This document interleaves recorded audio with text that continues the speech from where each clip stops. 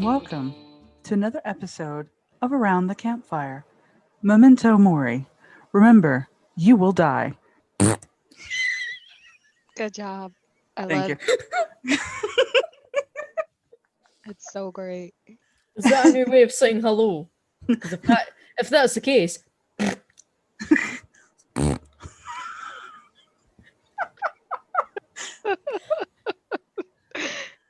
Catherine, don't be rude. Say hello to everybody. I do did. it. Oh, and I love it. That's my voice. That's me going, hello. I'm acknowledging your presence. I don't understand your accent.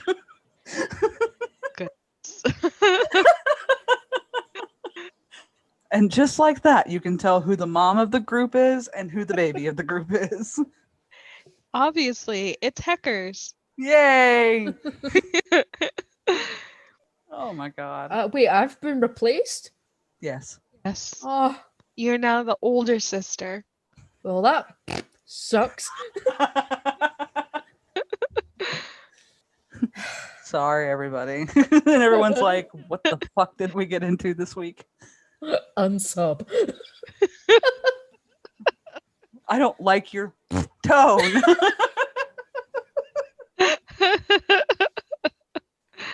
No, we've not been snorting sherbet, if you're wondering. Sherbert? Like ice cream? Or is that a Scottish euphemism for drunk? No. Story about that. Oh god. I would have been in second year at high school at the time, and I was sitting at the back of the class in geography. Mhm. And I don't know why, but there was a trend going around for a little while where kids would be snorting sherbet. Yeah. Because we used to have an ice cream van that used to sit in the car park at break times. And I don't know if you still get them, but I remember you used to get these things when I was a kid. It was like little plastic straws that had sherbet inside. Mhm. And by God, they're an absolute nightmare to get into them if you didn't have scissors. So you near enough had to rip them open with your teeth, which was not easy, should I say. But yeah, kids were snorting it in the back of the classroom. And I remember sitting there and hearing the kids going, and I remember turning around and thinking, how come Mr. McIntyre's not noticed this? Because almost turning into like meth heads at the back of the classroom, kid going, trying to blow their nose, and we're saying, oh, it's went up the wrong way. And yeah, Scottish kids are weird, especially when you're like 13, 14. So Scream? Ours was pixie sticks here. Yeah, it was Pixie Sticks here. Those long candy, like they're kind of like tubes. They come in giant straws. I people cut off both ends and just use the Pixie Stick holder as like a straw.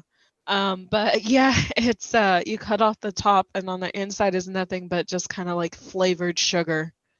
And so some would be like, "Man, I love fucking Pixie Sticks," and they'd like put some on like their hand and just go, just.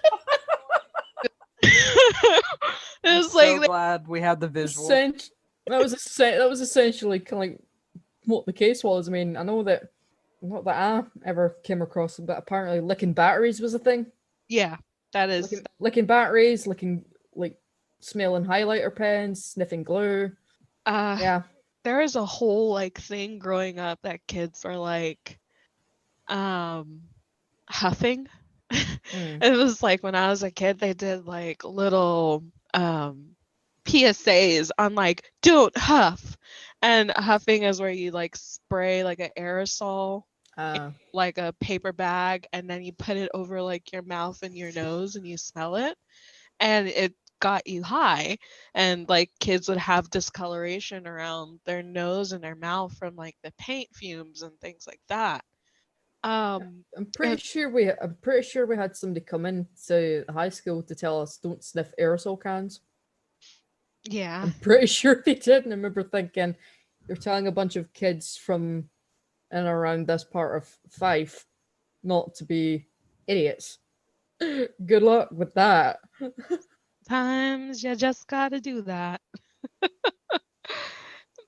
But yeah, it was like a whole thing when I was growing up. It was like don't have paint, uh don't smell like aerosol, don't sniff glue, don't sniff the scented markers. Like they had banned scented markers growing up from school. Like don't do it. Anything that you could essentially smell or ingest was banned from school. See, they didn't ban scented markers here, but they did like hardcore like start regulating who got white out, who got any kind of like Sharpie markers. Yeah, I remember at least in my primary school, I think it might be a thing that's across the board in most British schools or Scottish schools, should I say, as well. But it was a game that used to play in the playground called British Bulldogs. Now, if there's any listeners that are in and from my neck of the woods and like the rest of the UK, they'll know what I'm talking about by what British Bulldogs is. But for those that don't know, it basically was you get two groups of kids, and the aim of the game was to near enough charge each other and not get knocked over. We had a game kind of like that. It's called Red At least, Rover. at least I think that's how the game went. But yeah, my primary school banned it after one of the girls broke her wrist. Mhm. But Yeah, we had a game like that. It was Red Rover. Yeah. Red Rover, send someone over, and you would have to try to break through the one of the human chain links, um, which ended up just pushing everybody over because it would usually be somebody who already hit their growth spurt and was taller than the other kids. I kind of get sad when I look at my old primary school because it's got a big fence around it now. It kind of looks like Shawshank Prison. But yeah, they didn't have the fence when I was at school, but they've got all obviously thinking about the kids' safety and that these days. So I'm thinking, why wasn't that the case when I was there? They didn't care. I don't know, but we still had the monkey bars. They've got rid of the monkey bars now. That I think because too many kids are bumping their heads. There was tarmac underneath them. Kids are gonna split their heads open. What's a good concussion between friends? I mean, I was a clumsy kid. How I never broke a bone, touch wood, still haven't. It's a mystery how I never broke anything. I've always got a joke that a friend of mine potentially stunted my growth one time because she made me fall off the monkey bars when I was hanging upside down.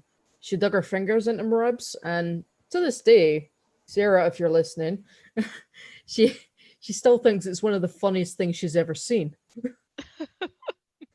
Thank God that there was tarmac, else I could have landed on my head. And I joked to her now saying that, it's either genetics that I'm 5'1" or you stunted my growth. Thank you for that. The shock juddered my spine a few inches down, so. So, do you guys want to hear a really funny story about when a friend of mine got a concussion? Sure. Okay. So, if anyone's ever played an online video game with me, they know eventually I'll get bored of playing games the actual way and I start creating my own fun. So, I was kind of a lonely kid. I just moved to a new school, so I didn't have that many friends. So the friends that I did have, we were kind of the rejects. So we would kind of hang out on the side. Also, I'd like to apologize for my voice. I just got diagnosed with bronchitis, but I'm negative for COVID. So Hooray! Yay. But yeah, so my voice is kind of in and out, fluctuating and whatnot. But anyway, we would hang off to the side, and there was this bench, like just a bench, not one with a back or anything. And we would get on this bench and we would basically do like fucking gladiator style, try to knock the other one off this bench. The bench wasn't very high, but we were fifth graders, so we're all very short. To us, it seemed like a huge bench. And it was me, another girl, and a guy. And he was obviously like significantly taller than the rest of us. and he ended up losing his footing, and he knocked my friend off the bench, and when she fell, she hit her head on like a tree root. And I panicked like you do. No, I wasn't a fifth grader. I was a fourth grader. My bad. And so like she's got this huge knot on her head and all this. I take her to the principal's office, and like I remembered that like you want to keep them talking and all this stuff. You want to ask them questions to make sure there's no like really really bad memory loss. So we had all of our classes together, and so I'm like walking down the hall with her, and I'm like, okay, what's your name? And she told me what her name was. I was like, okay, what day is it? So she told me what day it was. And I was like, how do you say hello in French? And she couldn't answer me. And I was like, oh God, she's forgotten French. It never occurred to me that maybe she just didn't pay attention in French. Maybe. Or maybe she just lost all fluency with French. It's possible, but I mean, I was scared. like as soon like I remember vividly like freaking out when she could not answer me on how to say hello in French. And she was like, I don't know. I don't know. I was like, oh God, she's forgotten French. No. Bonjour. It's bonjour.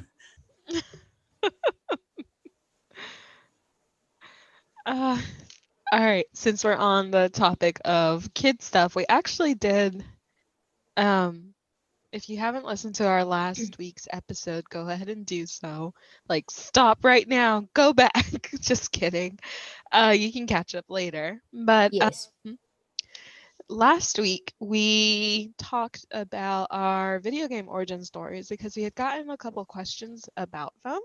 And so we kind of just went through about where we started, how we ended, and how we're still continuing to do so. And so for this week's question, we had asked, we want to know, what was your first experience of video games, or what was your first console, or both? Because we had some answers that were both, and we actually got a ton of answers. I guess you guys really missed us asking these questions.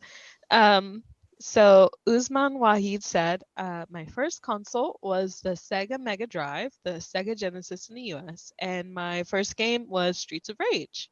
Woo! Woo! And Cronell says, my first game was Tetris, and I've never touched a console. So I think they mostly play on PC. And then we have Joshua Flippin Washington. Says that the Sega Dreamcast is one of the first systems I ever remember vividly playing on when I was younger. Can't remember the first game I ever played though. I was always playing something, and we had quite a few games. We did have quite a few gaming systems though, and they have a little GIF on there. Hannah says, my uncle gave me his old N64 when I was a kid, along with all of his games. I enjoyed the hell out of GoldenEye 007 until my parents... 007, you heathen. I know it's 007, but I'm saying 007 just... 007. 007. It's 007. I thought you said 007 there. Until my parents saw me playing it and gave all my games above an E rating to my older cousins. Oh no! But I would say the console gaming started there. 007. Jesus Christ. Yep. Wild Bandit said mine was a PlayStation 1, and they were playing Tekken. Tiffer said, I'm so old. I had an Atari 2600 with Pac-Man, Space Invaders, and Combat. And Jay Bird said, my first console was a GameCube, but when I was 6 or 7, I started playing Halo with my brother and fell in love with the franchise. Still get nostalgic. Nostalgic. Nostalgic. Yeah. I'm playing the first 3. And we got 2 quote tweets, and Zane says, Pepsi Man for PS1. I remember my brothers used to play it, and I hear the Pepsi Man theme and peek through to watch them and beg to play a few rounds. And then we also have Jay, who said this bad boy right here, which is a V smile. A little it's kind of like a kids learn how to read system where you would get cartridges and you can plug it in, and it's basically like you're playing a game, so they had a V smile. I was gonna say, what the heck's that? Yeah, I don't know if it was available in the UK, but it was available here. Okay. And Okay. then over on our Facebook, we ended up with a few answers as well. The first one is from Arwen. She said her first experience was Atari. First system was a Genesis. PSX for my brother and me after that one. Oh, PS. I guess it's just PS1. The first console I actually bought for me was an N64, then a PS2. Samantha, hi Samantha, said Hi. probably 1989, where I'd watch my dad play an old floppy drive on PC. It was some quest game in a castle. Then I'd watch my brother on the Commodore Mega Drive. I'd play Echo the Dolphin, Streets of Rage, Street Fighter, Golden Axe. I have fond memories of all of them. Good times. Then Joanna, hi Joanna, Hey. said my uncles had a Sega Genesis that they would occasionally let me play on. I was 5 and living with my grandparents, and my uncles were still in high school, so mostly I just watched them play Mortal Kombat. LOL. The first console that was mine was a Nintendo that my grandmother found at a garage sale, and I played so much Super Mario Bros. On that. I think I was 7 or 8. Oh, so see, yeah, the PSX is the PS1. As soon as I said it out loud and got confused, like my brain clicked in. So, Yeah. in my defense, I am on so many drugs right now. It's okay. It's not a lot of people. I mean, if they pay attention to like history of gaming consoles and things like that, know that the PSX was the PS1. It's different. It was just a different way of marketing it and naming it. But yeah. There's a game that's available on Steam. I've got it. I've played a little bit of it. I'm not too bad at it, but I think it's called Game Tycoon.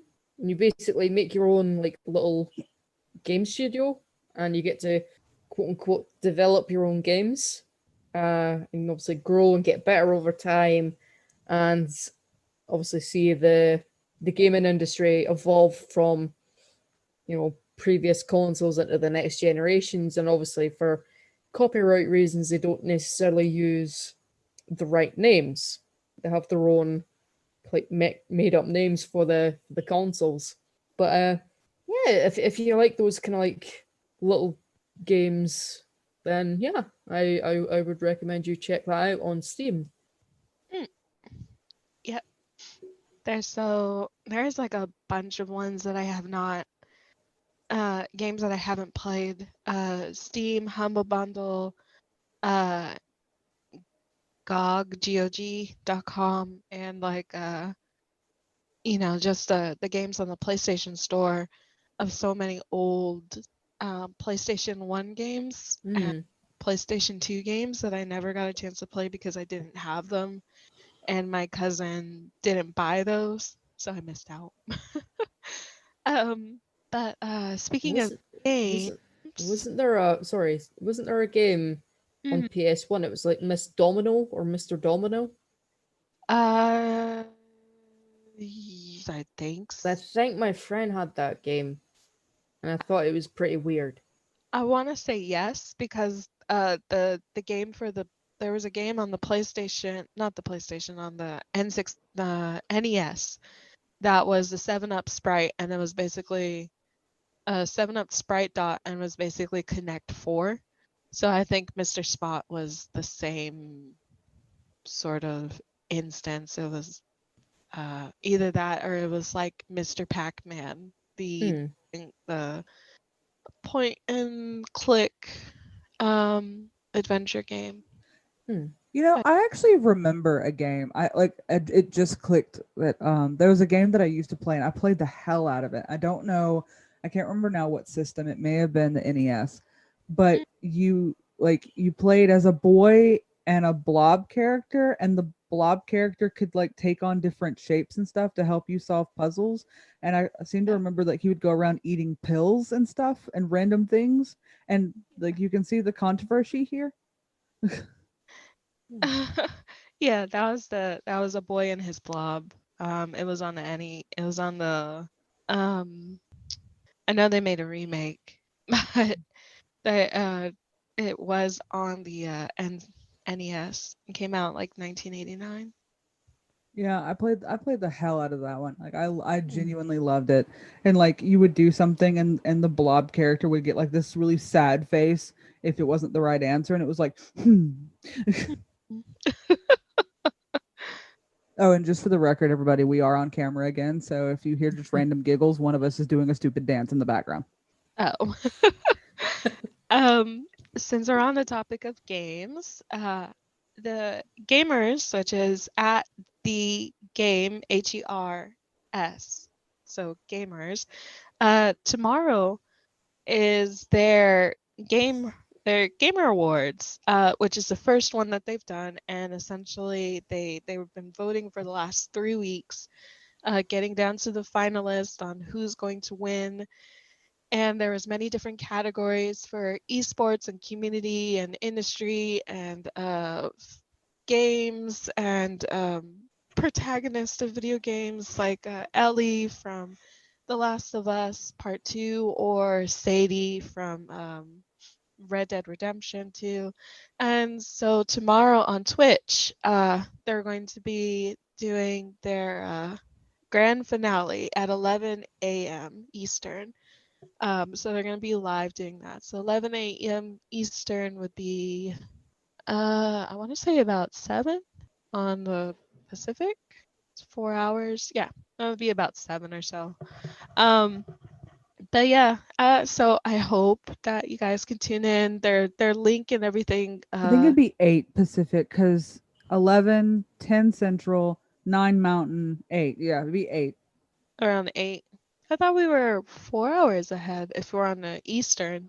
Well, if it's 11, if it's Eastern, then it's 11, and then 10 would be Central, so that'd be my time, and then 9 would be Mountain, and then 8 would be Pacific. Okay. Yes. All right.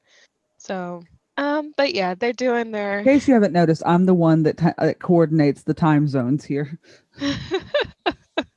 I look them up, but then I'm just kind of like, eh. And I just go, okay. Yeah, basically with Nicola, we just go arrive at this time. Okie doke. Okay. We'll translate the rest. But I just so happen to have gotten lucky enough to have multiple friends that are in the UK. So I got used to, okay, if it's this time here, then it's 6 hours ahead from my time. With that being said, Scotland does feel like its own, not only different time zone, but universe at the best of times. So what really sucks is I also had a friend from like I used to the original podcast / radio show that I did. We like my friend was in Australia. Try to coordinate those times. Ooh. Yeah. I know somebody that lives in New Zealand, and yeah, trying to stay in contact through that's kind of tricky. Yeah, because it's manageable. Yeah, it got to the point where it was basically like I think she was like 15 hours ahead, and I'm like, that's too much math for me. I'm not gonna do that. If you're listening to this, Lindsay, hi. Hello. Yeah, it's my sister is in Taiwan.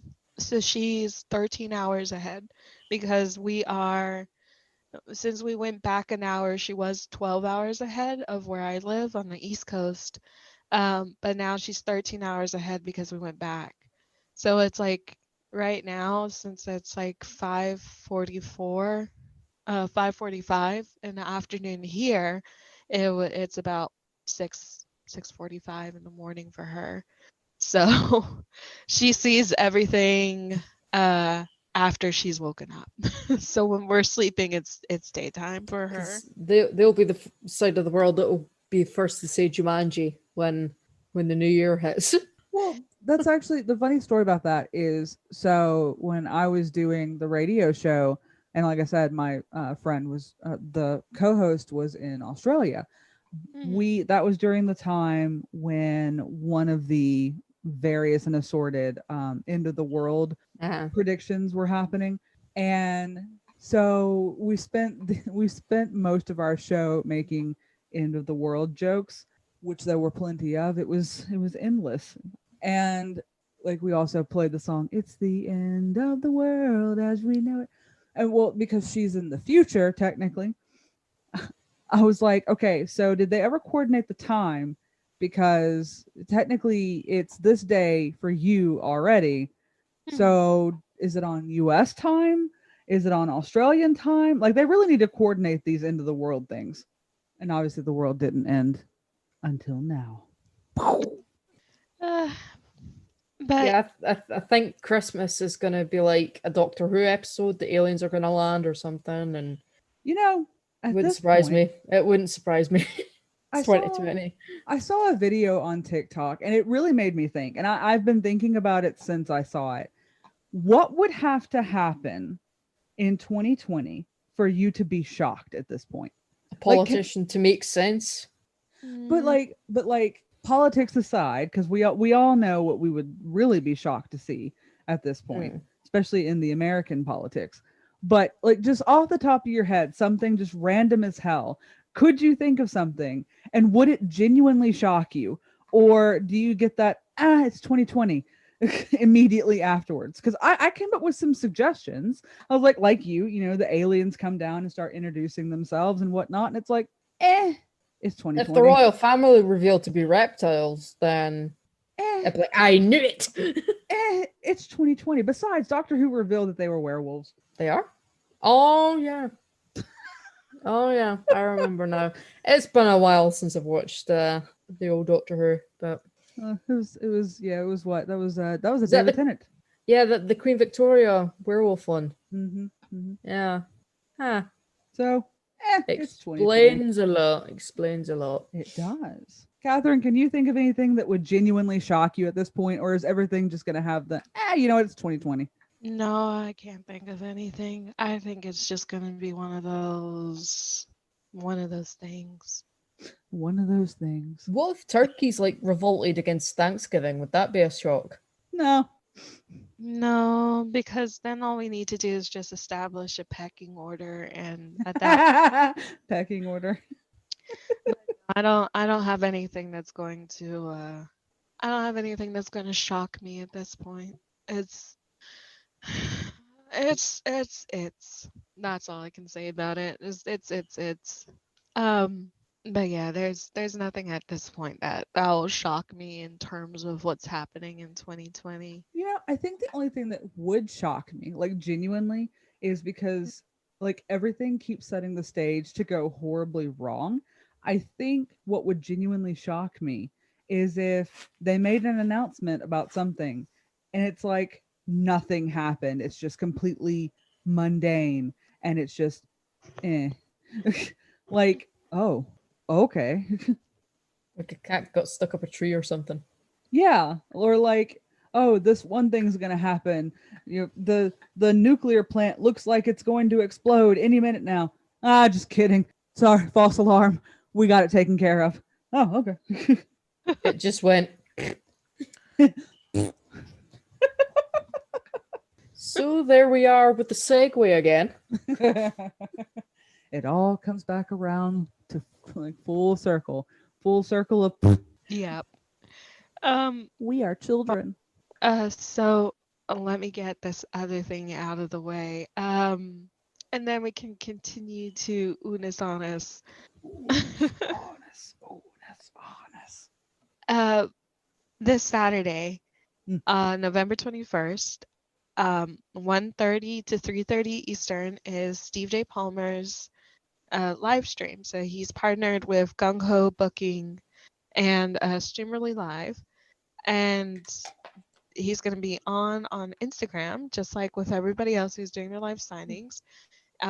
His link to his prints is in the bio. He's got some really nice pictures, and he also has some limited edition stuff that he's going to be signing as well, which looks to be like art books and maybe I think I saw some CDs of the music. So if you go to his bio, you should be able to pay for those and he'll sign them and send you off. They are limited quality. I'm not limited quality, limited supply. So that means first come, first serve. So if you miss out on them, you'll probably be able to find them, probably not signed elsewhere, but you won't be able to get them signed by him unless you see him in person whenever it's safe to do conventions again. So, but yeah, so this Saturday is Steve J. Palmer, and yeah, we're gonna be there as always, cheering them on from the chat. So we hope to see everybody. Yeah, the menagerie pops up everywhere. That sounds vaguely wrong, but We're like we're like a teenage boy going through puberty. We pop up when you least expect us, and probably when you don't want us. Jesus. What? I could have said we're like a boner. I didn't say that though. It could have been worse. Okay. What? Okay. Okay, you're right. Everybody wants us. We're the good kind of boner. Um. Okay. There you go. Fix that one. Mom. No. Um. So, Jackie at the beginning said hello, and she also mentioned memento mori, which was the catchphrase for Unis Honest, besides them going Unis Honest, and it's this over the weekend, or was it Saturday or was it Sunday? I'm trying to remember. It was the 13th. It was Friday the 13th. Okay, yeah, all right. So that was the last day of the Unisonus channel on YouTube with Markiplier and his friend Ethan. And they did one video a day for a year, starting last year and ending this year. Mm-hmm. And now they're all gone. And from what I've seen, a lot of people are really, really sad about it. I've only seen a couple of episodes, not a whole lot. But you know, I guess in a way it is kind of bittersweet that their episodes are gone. It kind of reminds me though of like, um, YouTubers that they're just like, all right, guys, I'll see you later. And then they never upload another video again. And the last video they uploaded was like 9 years ago. you know? And it's sort of like that friend going offline and you never see them again. Sorry about that. I was trying to rearrange, and I was hoping that you were going to talk for like a second longer. So I just yanked my microphone down real quick. It's okay. But yeah, so for anyone that follows me on Twitter, they probably witnessed a lot of my hashtags. I did kind of spam Twitter, but this was like literally a once in a lifetime thing. So I wanted to be involved. So if anyone was following me with notifications on, I'm really sorry. But yeah, so basically what Unis Honest it was a collaboration between Ethan, known as Crank Gameplays, and then Mark Fishbach from obviously Markiplier. And for an entire year, every day they would post a new video. And some of them were really, really stupid. Some of them were really, really, really, really, really funny. Some of them were oddly educational in a way. Then obviously like quarantine happened. So it kind of put a damper on their plans, but they still managed to make content. And then towards the end, like the videos kind of changed tone a little bit, and like the ongoing thing from beginning to end was this channel will die. And a lot of people really didn't think that they would go through with it. They thought that there was like hidden lore somewhere. And it was like, aha, the clock's going to start going backwards and Unis Honest will continue on. And no, they did a full 12-hour live stream. And as soon as the clock struck zero, it was gone. Yeah. So it was I don't the ones that I saw was them trying to create their own language. I think it was like hieroglyphs. I'm trying to remember. I know that they pretend that they were wrapping each other up as mummies at one point. Yes. Yep, they did that. They also they they also did preserving each other in wax. That's when they brought in Jacksepticeye. Um they did a lot of really really good ones. But yeah, so the whole point, because a lot of people got the point, but a lot of people didn't. In the live stream, I watched the entire live stream. But they make mention of the reason why they did it was, number one, they just wanted to prove to themselves that they could, because like it gave them a chance to kind of break free of their usual mold and do things that they've never done before, as far as like just content in general, editing, things like that, because both of them kind of got stuck in a rut because, well, they started their YouTube careers with gaming, and now both of them kind of want to get away from that. But it's hard when that's what you're known for, and that's what everybody wants. Mhm. And that's the part where Ethan's at now. But it was also kind of as a way to say, if we can do it, then you can do it. All you have to do is put in the work and just do it. And they brought up the point of a year can change everything. And that's true. And it's like, so much can happen in a year if you just do it. And so, like, that was kind of the push that made me really really start considering doing starting a podcast.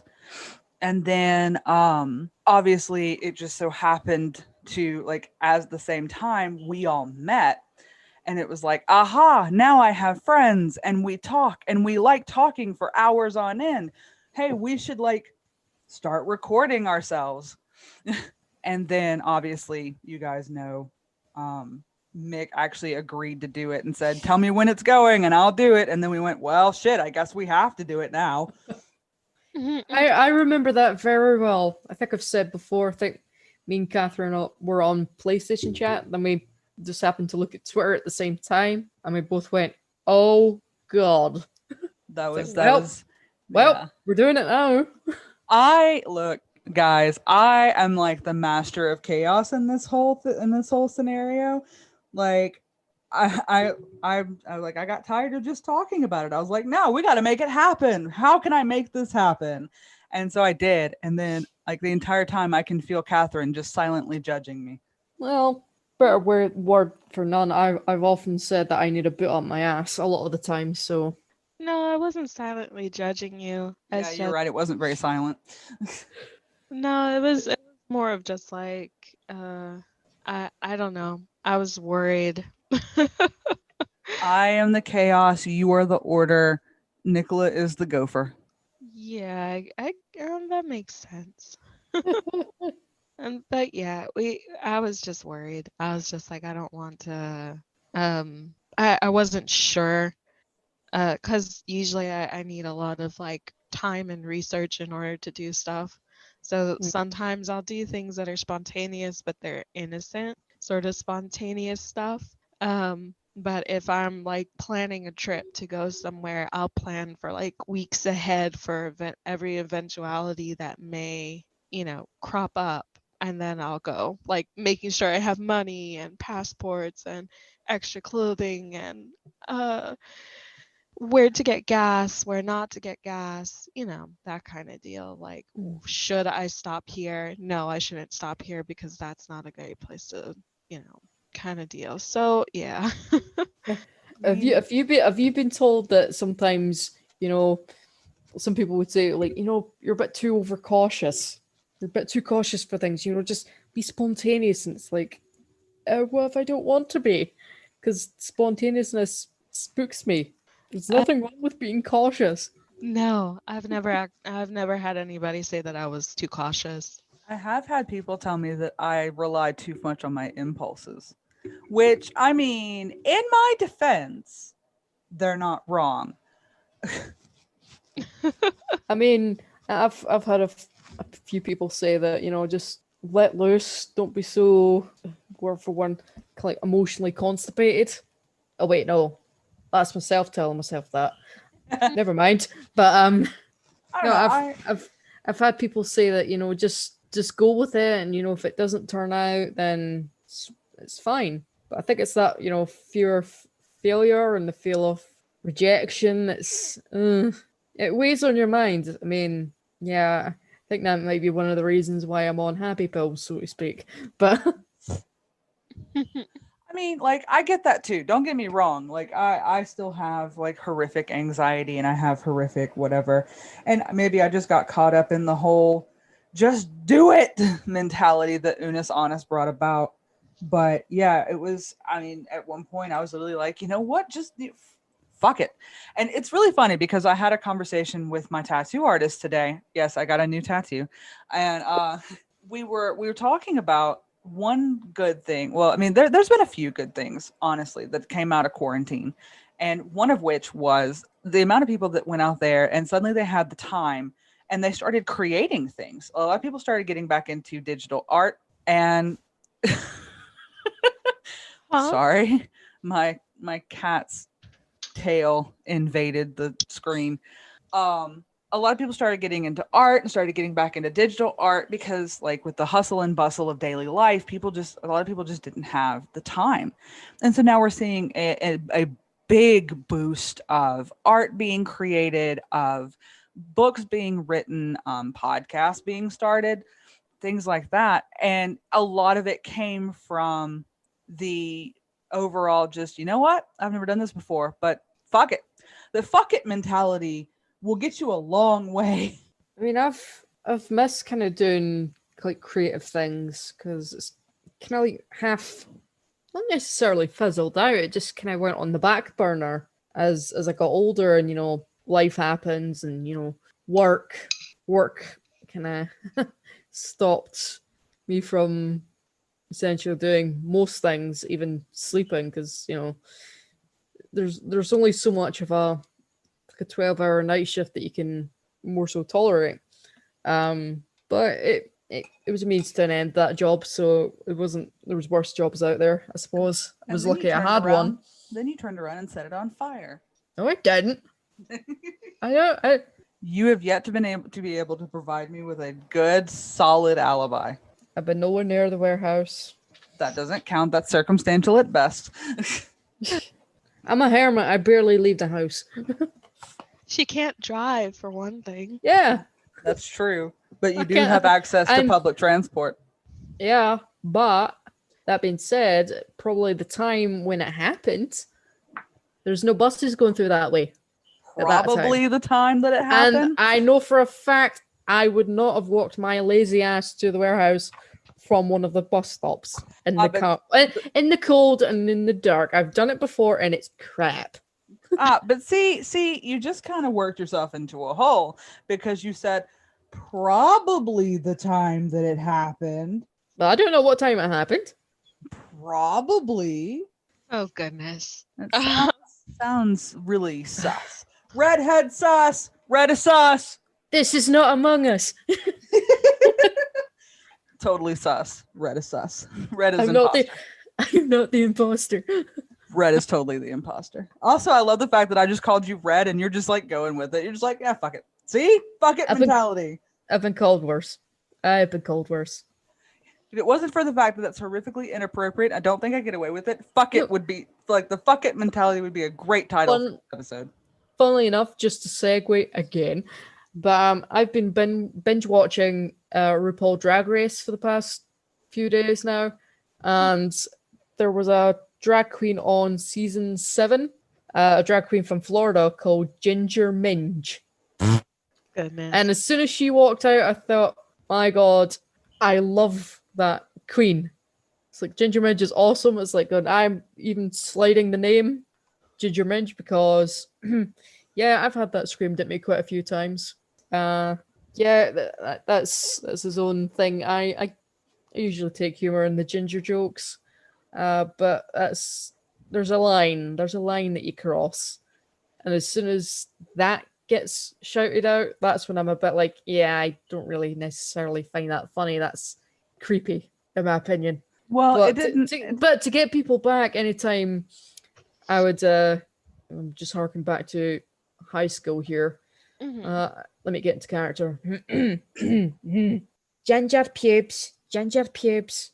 I'm lessening the phrasing for ginger because it would be said in a way that sounded similar to a word that is really not appropriate at all. At least that's how my ears perceive it. But let's just say it began with g. But yeah. Yeah, I used to get that a lot. Ginger pubes, ginger pubes. And it would just wind me up to the point where I would be like, why do you want to see? Back off. That's where my creepy ass comes in and goes, yes. No. No. It helped that we had camera going, so I could just awkwardly stare at Nicola while I said that. Oh goodness. But think of it this way: if you ask a redhead, does the carpet match the drapes? Just do the math. What do you think? No. Oh. No, it's gonna be Neapolitan colored. Yes, especially if they dye their hair. It might not be natural redheads. That's how you know. That's how you know. And I mean, a friend of mine, he's got like very, very dark black hair, but the hair that grows for his beard on his face is like red. It's red hair, which is funny. I think it's funny. He doesn't dye his hair at all. And he's like, I don't understand it. I was like, I don't know what to tell you, man. Genetics.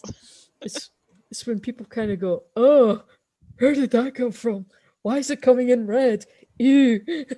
I was gonna be like, okay, I'm gonna stop you right there. We are not having a full on discussion about a random dude's pubes. We're just not. I draw the line. I do not want to be known as the pube show. We're just not. Oh goodness. I mean, That was my fault. Segue. Look, I'm just saying that when we had the nobody else was here for that word. I think it was just you and me when we had our little Saturday get together. She was sitting there and we're waiting for everyone to show up, and she's wearing a jacket that matched the curtains. And she walked right into that joke. She's like, yeah, I matched the curtains. And I was like, but do you match the drapes? I came in, I was there. You were? Yeah, I was there.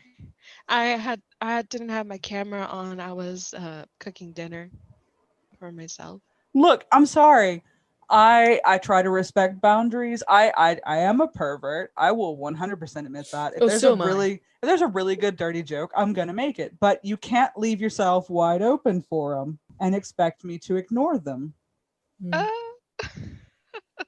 Yeah, I had a work colleague that said to me one time, yeah, butter wouldn't melt with you. It'd fucking burn. But yeah, I think he just said that because I'd give him a fright and he almost spilled his coffee. But that, to be fair though, I did creep up right behind him in the canteen. Oh goodness. Funny as hell, but yeah, he wasn't impressed because he squealed and it made everybody else laugh. Oh, speaking of being scared, apparently that's I like miss you, everyone's William. that's like everyone's new fun thing at work is to scare me, because apparently I am fucking hilarious when someone scares me, because I won't necessarily react in the way that everyone expects. I mean, with guests, if they slip up on me, then I will. But if it's like one of my coworkers, I may like do like a slight jump, but when I actually speak to you, it's gonna sound completely normal. So if you can't hear me, or if you can't see me, all you can do is hear me. You'd never know that I was scared. I had at one point a guest was somewhere where I thought they weren't, and I turned a corner and there they were, and I jumped back and I reached up, grabbed the collar of my shirt like they were pearls, and went, goodness. Like completely contradictory to the jump back, oh God reaction that I did. Just goodness. Like, oh goodness, my bad. Meanwhile, my heart's going, ah! That was a really dumb idea and I shouldn't have done that. Probably not, especially with you being sick. YOLO. Oh God. That being said, that wasn't the most embarrassing thing that happened to me at my old job. One's just came into mind, and my God, this was just so embarrassing. Um, this was a couple of years ago, obviously, but me and me and my colleagues were basically gathered around at the start of shift, waiting to get briefed about what was going to be going on and during the night and what everybody's job was going to be.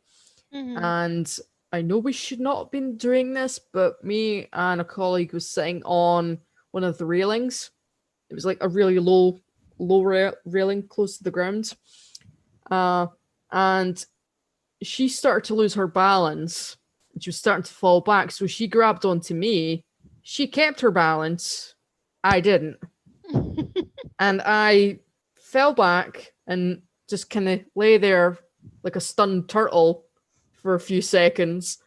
And I just remember just seeing everybody looking down at me. And again, my colleague William just getting this big Cheshire cat grin spreading on his face. And I'm thinking, oh, God, I did that in front of everybody.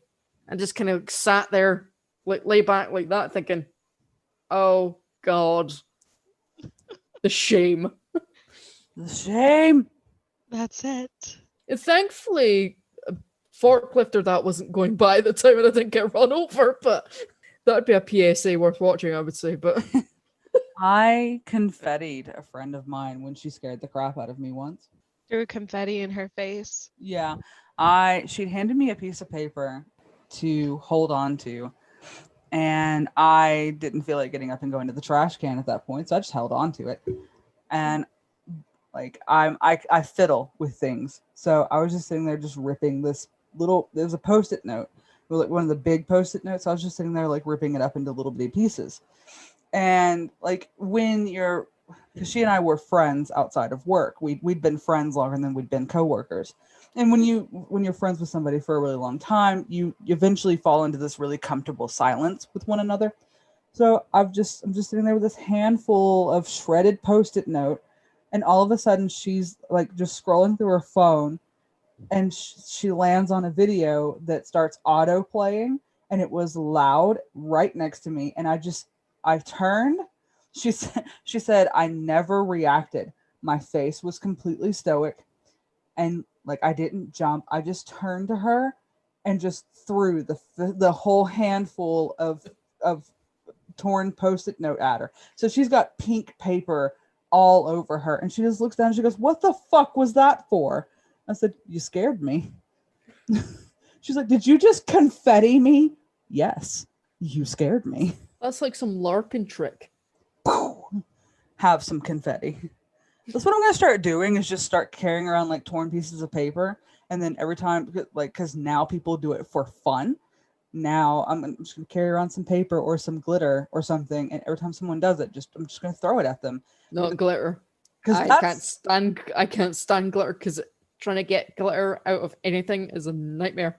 I agree 100%, which is why I think people will stop doing it to me on purpose if I carry around pockets full of glitter all the time and just like in a tube and just pull the tube open and throw it at people like glitter smoke bomb and then disappear.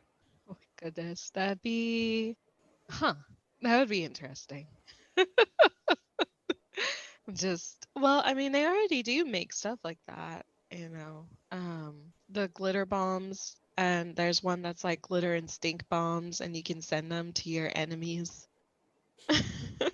Imagine opening the mailbox. It's like, oh, mail's here. Bang.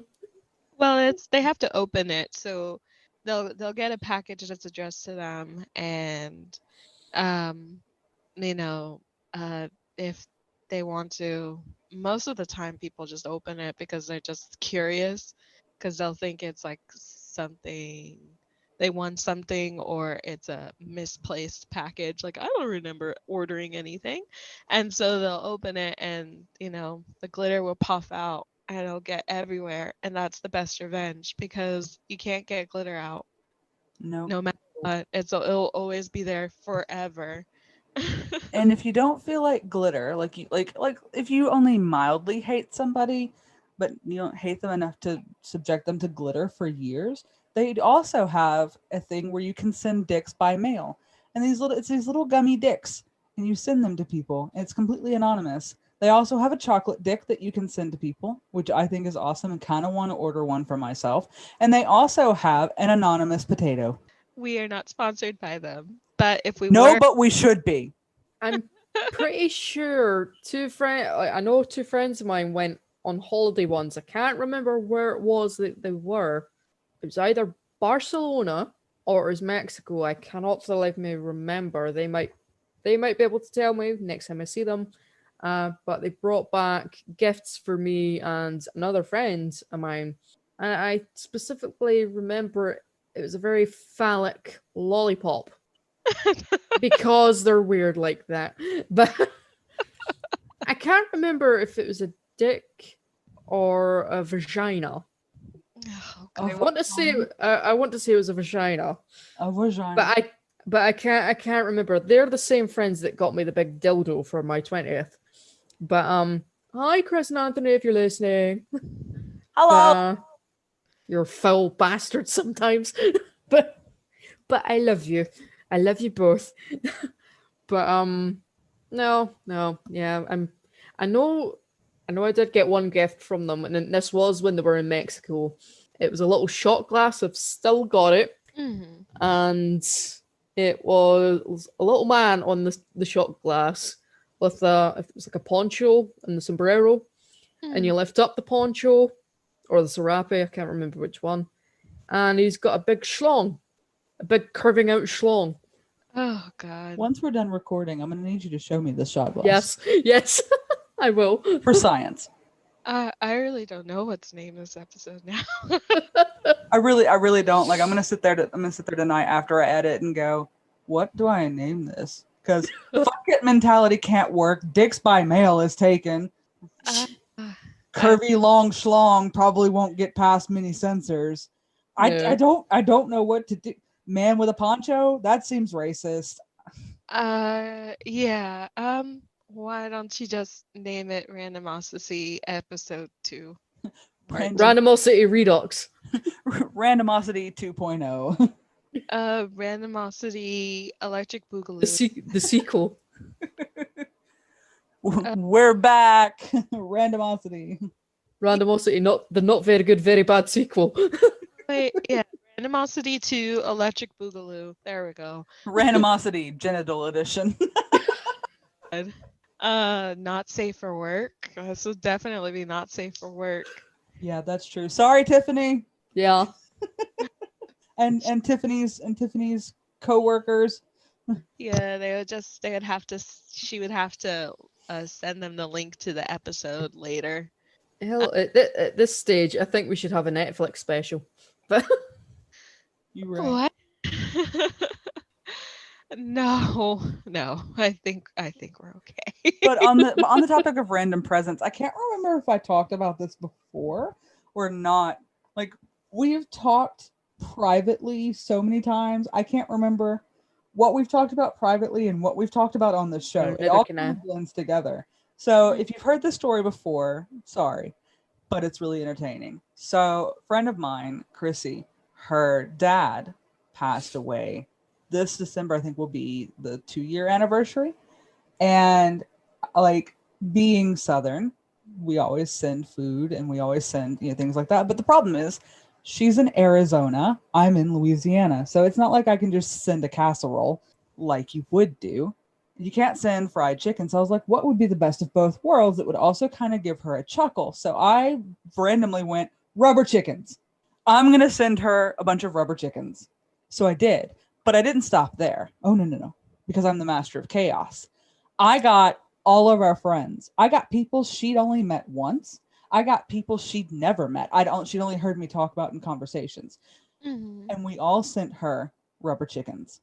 She has over like 30 varieties of chickens. Mm-hmm. We're talking hats, purses, rubber chickens, a sign, you name it, we found it. If Amazon sold it, we sent it. And it was great. So then we stopped. All the chickens just stopped. So what did we do? We found Anonymous Potato. Anonymous Potato will print things on potatoes, and we'll sit like the big baking potatoes. So we had one printed with a chicken on it, and we sent it to her. But it doesn't stop there. Then I found dicks by mail. They don't do rubber chickens. They do dicks. If you hadn't guessed, it's a little self-explanatory. Chicken dicks? Nicola. Do chickens have dicks?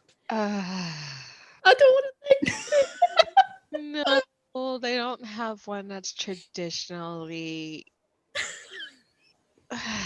I've just named this episode. It's Chicken Sticks. Oh God, they don't have one that's traditionally phallic in nature. It's a Well, not even a little feathery, fluffy one. no. It's like a turtle's. It's like a turtle. It's essentially it. Oh Jesus! I have to explain the biology. It essentially when it comes out. A duck's is a corkscrew. Chickens is it basically comes out and it has like a little fan. It has to be. Don't Google it. Don't Google it. I don't want to see that. Has to be long enough that it can reach because they do stand on the backs because that's the only way. That's the only way to breathe. Stand on the back. But yeah, it's not a it's not a traditional what you would a traditional phallic humanoid ones that you would think of. Someone say chicken meeting.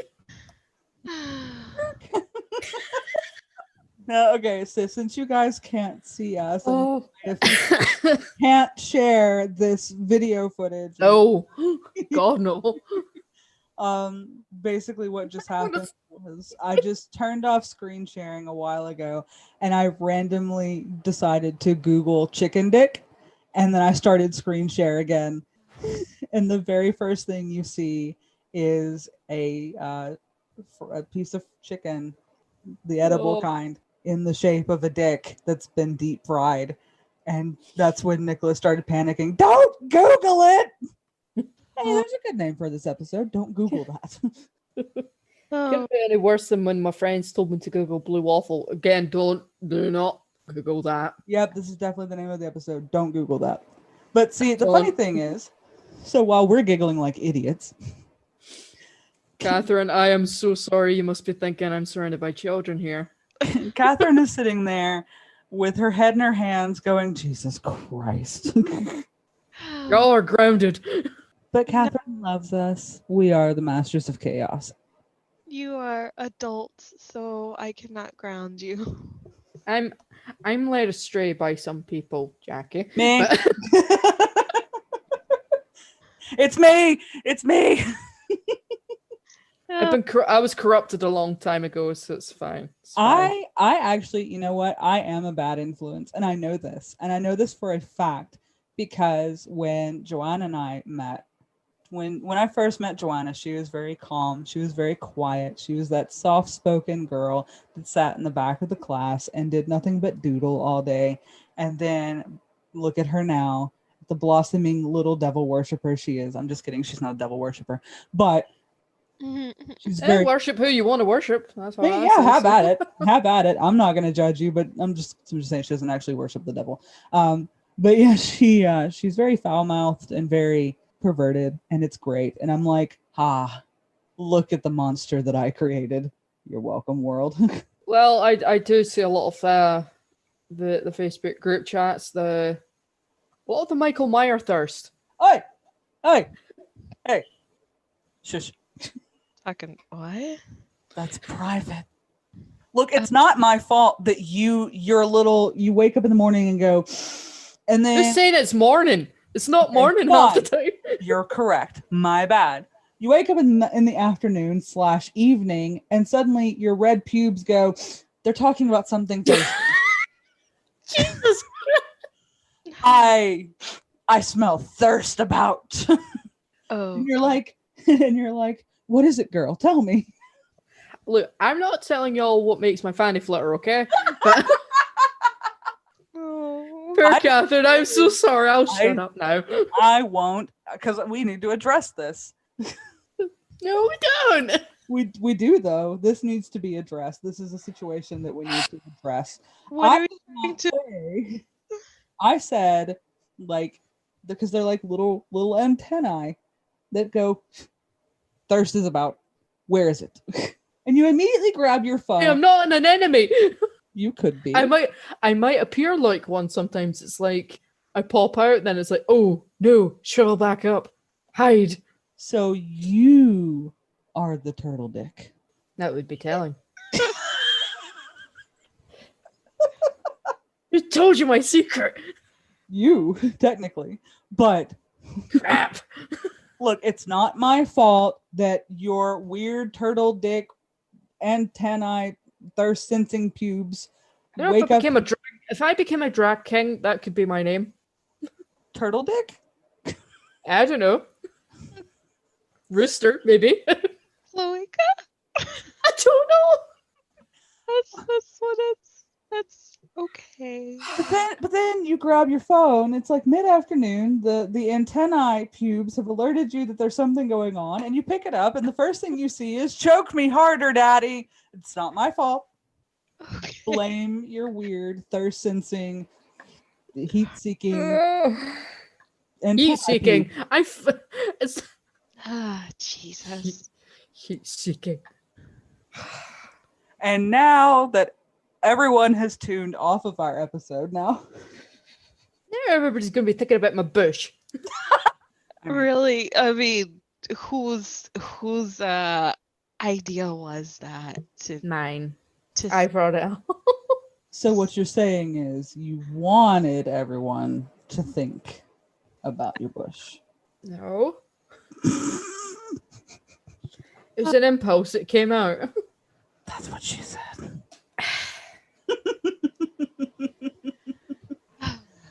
We have devolved. I am very sorry. No, she's not. I am very sorry. She's lying. okay. Lies. However, this may be the last episode of Around the Campfire because I'm pretty sure Catherine just quit.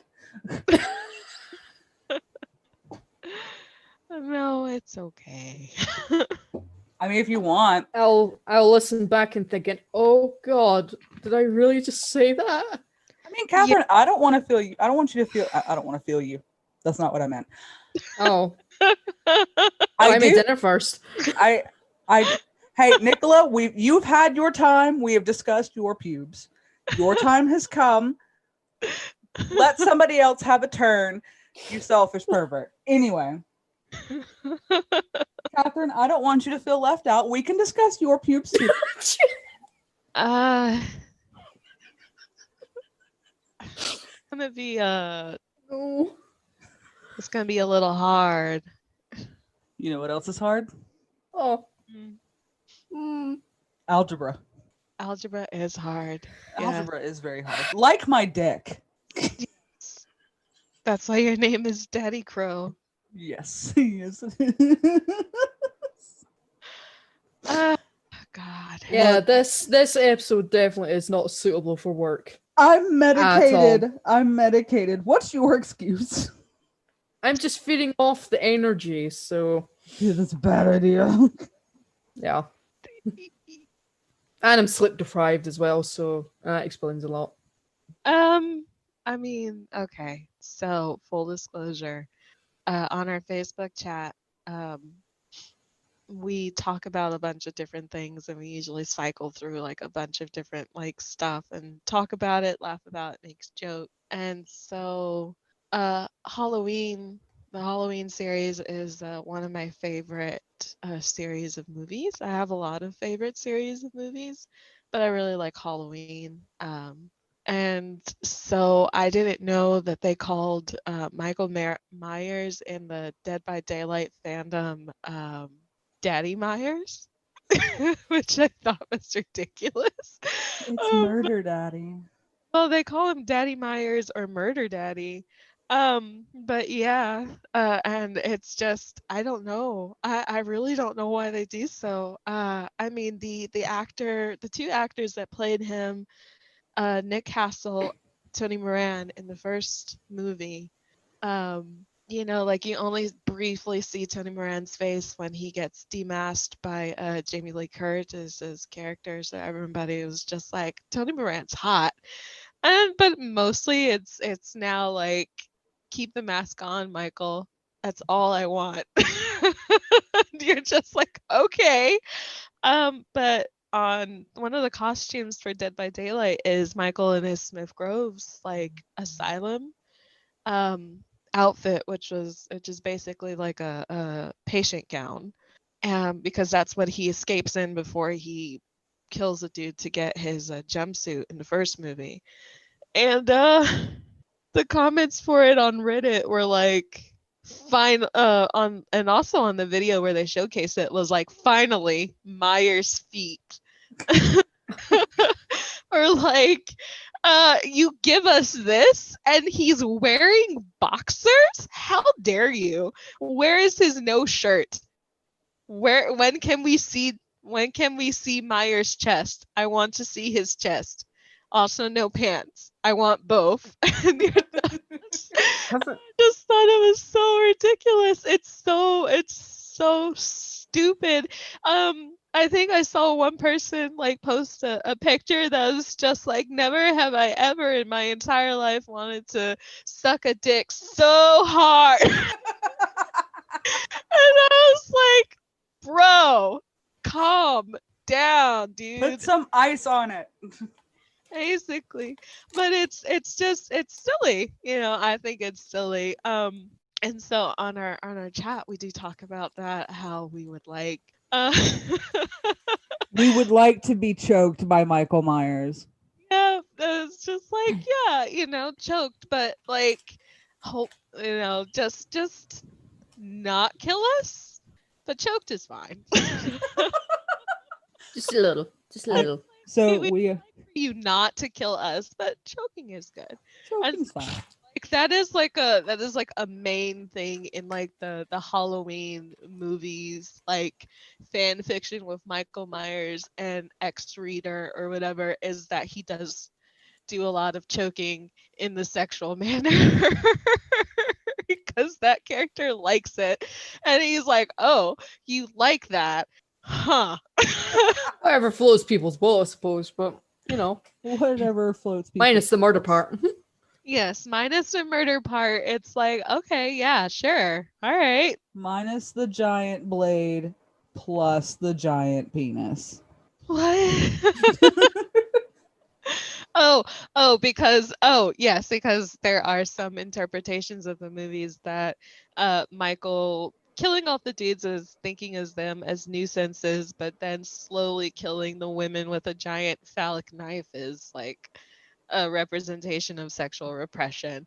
I saw one and I was just like, huh.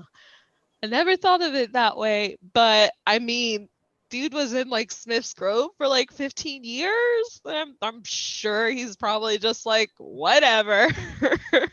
And he's also murderous and crazy, so who knows?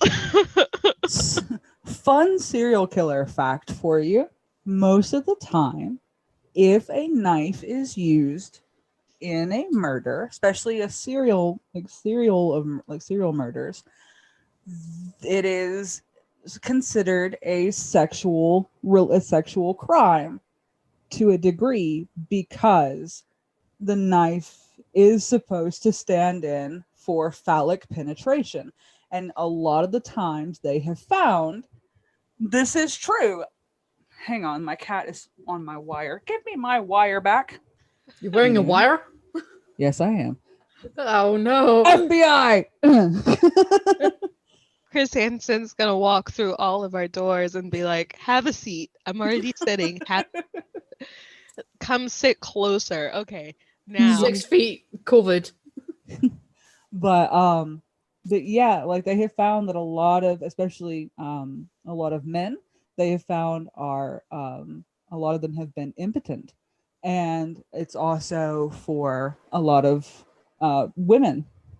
So there you go. Fun serial killer fact of the day. Yay. But yeah. So yeah, we do joke around about that. It's just,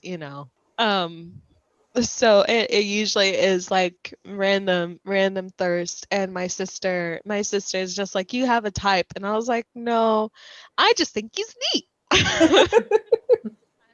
Just imagine me holding like a Michael Myers potato in my hand, just going, I just think he's neat. You know. and and she's just like, I doubt it. She's like, I can take you liking cowboys, and I can take you liking westerns because I get it. Cowboy boots, the whole aesthetic, it's great. There's also a bunch of like, a huge LGBTQ, like plus community that are ranchers that live out west, and she's just like, that's wonderful. I love it. Support. But I can't take you liking Michael fucking Myers. And I'm just like, but I'm not like a whole like big like slasher real life killer kind of like fan person. I think that the movies are great because I like the way that they have progressed and sort of like except for the Rob Zombie ones, they're kind of weird.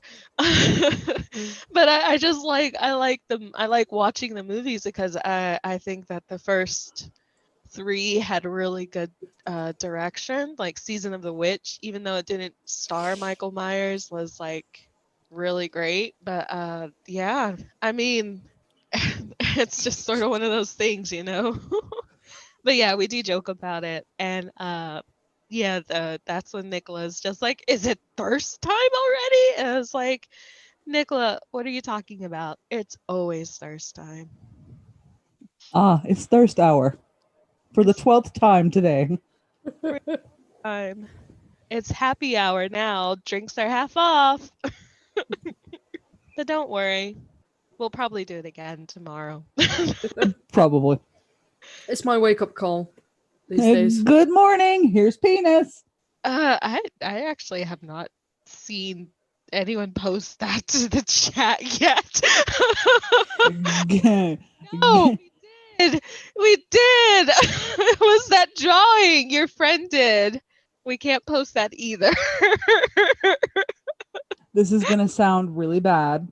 Which one?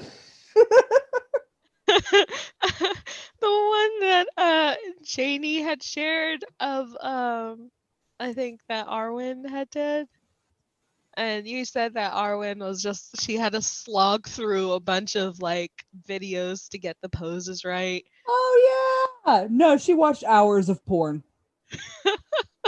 Yeah, she watched hours of it just to get 2 poses, and she's just that's just like, oh no, let me make this better for you. So she's sitting there on the computer watching hours and hours worth of gay porn, specifically to get reference images. Her husband walks in and is like, honey, what are you doing? And she goes, I'm looking at porn. Okay. Why are you watching gay porn? For science, for references. And he goes, oh, okay, and walks out.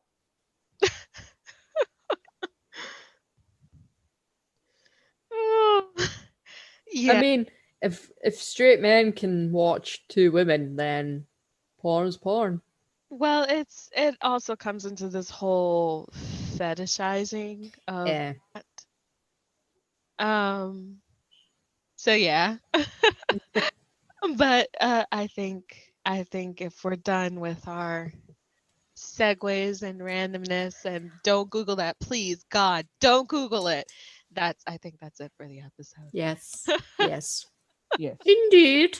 Because we have a message in our chat from Jackie. It's 8 messages, and they all say the same thing, that she wants Daddy Myers to choke her and to so we're going to let her go so she can go and get that done. In the words of Corpse, choke me like you hate me, but you love me. It doesn't make sense. It does make sense, but I'll explain it to you after I've returned from being choked. Oh, these peasants. All right. Bye, everyone. Bye. Thank you for joining us around the campfire. We'd like to thank Brett Van Donsel for providing the music, and you can find more of him on his website at brettvandonselmusic.com. You can find us on Twitter at CameoGang1899 and on YouTube at Around the Campfire Podcast. This is Catherine, riding off, and we'll see you around, Cowpoke.